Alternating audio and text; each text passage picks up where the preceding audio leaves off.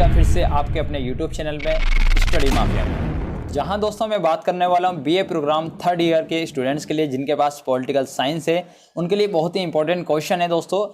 मैं आपको बता देता हूं कि आज मैं किस टॉपिक पर यहां पर बात करने वाला हूं। मैं बात करने वाला हूं दूसरे विश्व युद्ध के कारण और परिणाम या प्रभाव के बारे में। हाँ दोस्तों, मैं यहाँ पर आज की इस वीडियो में चर्चा करूंगा कि द्वितीय विश्व के कारण क्या रहे हैं और उसके परिणाम क्या रहे हैं। तो दोस्तों आइए अपनी वीडियो की शुरुआत करते हैं। दूसरा विश्व युद्ध की तैयारी प्रथम विश्व युद्ध समाप्त होते ही आरंभ हो गई थी, क्योंकि जर्मनी ने वर्साई की अपमानजनक संधि को मजबूरी में स्वीकार किया था और फ्रांस यह जानता था कि जर्मनी अपने अपमान का बदला जरूर लेगा। इसलिए फ्रांस यह चाहता था कि जर्मनी को हमेशा के लिए कमज़ोर बना दिया जाए। लेकिन इंग्लैंड प्रथम विश्व युद्ध के बाद अपने व्यापार में वृद्धि करना चाहता था और साम्यवाद को रोकना चाहता था। इसलिए इंग्लैंड युद्ध के बाद जर्मनी को ताकतवर देखना चाहता था। इसलिए इंग्लैंड ने जर्मनी को बढ़ावा देने की नीति को अपनाया। तो दोस्तों यह था इसका छोटा सा परिचय। तो दोस्तों आइए हम बात करते हैं कि दूसरे विश्व युद्ध के कारण क्या थे, कौन कौन से ऐसे कारण थे जिनके कारण दूसरा जो विश्व युद्ध रहा वो हुआ। तो पहला कारण था वर्साई की अपमानजनक संधि, जिसमें क्या था कि वर्साई की संधि जर्मनी के लिए अपमानजनक थी। इसका उद्देश्य जर्मनी को आर्थिक, सैनिक और राजनीतिक रूप से कमजोर करना था। कुछ समय तक जर्मनी इस संधि को सहन करता रहा, लेकिन धीरे धीरे जर्मनी के लोगों ने इस संधि का विरोध बढ़ने लगा। जर्मनी के लोग वर्साई की संधि से छुटकारा और अपने अपमान का बदला चाहते थे। इसलिए जर्मनी ने हिटलर की नाजीवादी सरकार को अपनाया, जिससे दूसरा विश्व युद्ध को बढ़ावा मिला।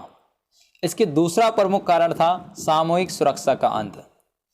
प्रथम विश्व युद्ध के बाद सामूहिक सुरक्षा को अपनाया गया, लेकिन 1931 से 1939 के बीच कुछ ऐसी घटनाएं हुई जिनसे सामूहिक सुरक्षा समाप्त हुई और यूरोप के सभी देश अपनी अपनी सुरक्षा के लिए सैनिक विकास करने लगे। जैसे 1931 में जापान ने चीन पर आक्रमण करके उसके एक भाग मंचूरिया पर कब्जा कर लिया। चीन ने इसकी शिकायत राष्ट्रीय संघ से की, लेकिन इसका कोई लाभ नहीं हुआ। 1935 में इटली ने अबिसीनिया पर कब्जा कर लिया, लेकिन राष्ट्रीय संघ ने कोई कार्रवाई नहीं की। इन घटनाओं से सभी देश स्वयं को असुरक्षित समझने लगे और युद्ध की तैयारी करने लगे। तो ये था इसका दूसरा बहुत ही इंपॉर्टेंट कारण, सामूहिक सुरक्षा का अंत। इसका तीसरा मुख्य कारण था निशस्त्रीकरण की असफलता, जिसमें क्या था कि प्रथम विश्व युद्ध के बाद निशस्त्रीकरण को आवश्यक माना गया, लेकिन ब्रिटेन, फ्रांस आदि मित्रों ने केवल विरोधी देशों के निशस्त्रीकरण को बढ़ावा दिया और स्वयं हथियार बनाते रहे, जिससे एक बार फिर युद्ध की तैयारी होने लगी। ये इसका तीसरा कारण था। इसका चौथा कारण था दो गुटों में विभाजन, जिसमें क्या था कि प्रथम विश्व युद्ध के बाद एक बार विश्व दो गुटों में विभाजित हो गया।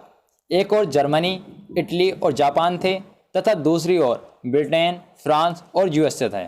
इस गुटबंदी से द्वितीय विश्व युद्ध को बढ़ावा मिला। ये इसका चौथा कारण था। इसका पांचवा जो बहुत ही महत्वपूर्ण कारण था वो था कि अल्पसंख्यकों में असंतोष, जिसमें क्या था कि प्रथम विश्व युद्ध के बाद आत्मनिर्भर के लिए सिद्धांत को मान्यता दी गई, लेकिन जर्मन लोगों को इससे अलग रखा गया। अतः यूरोप को विभिन्न देशों में रहने वाले जर्मन अल्पसंख्यकों में असंतोष बढ़ने लगा और जर्मनी में हिटलर का शासन स्थापित हुआ। तो हिटलर ने विभिन्न देशों के उन क्षेत्रों पर अपना दावा किया जहां जर्मनी जाति के लोग रहते थे।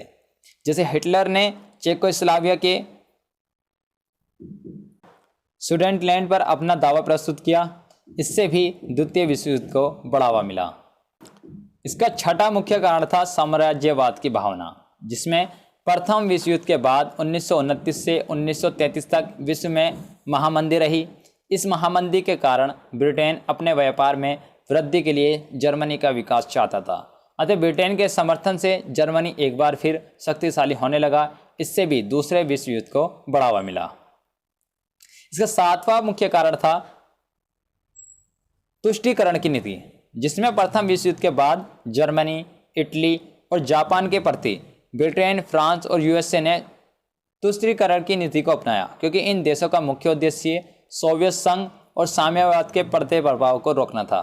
इसलिए मित्र राष्ट्र जर्मनी, इटली और जापान को बढ़ावा देना चाहते थे, क्योंकि उन्हें आशा थी कि ये तीनों देश शक्तिशाली होने के बाद सोवियत संघ को नष्ट कर देंगे। इसलिए मित्र राष्ट्र ने जर्मनी, इटली और जापान की आक्रमणकारी नीतियों को रोकने का प्रयास नहीं किया, जिससे दूसरे विश्व युद्ध को बढ़ावा मिला। इसका 8वां और मुख्य कारण था जर्मनी का पोलैंड पर आक्रमण। 1939 तक जर्मनी, इटली और जापान बहुत ताकतवर हो चुके थे।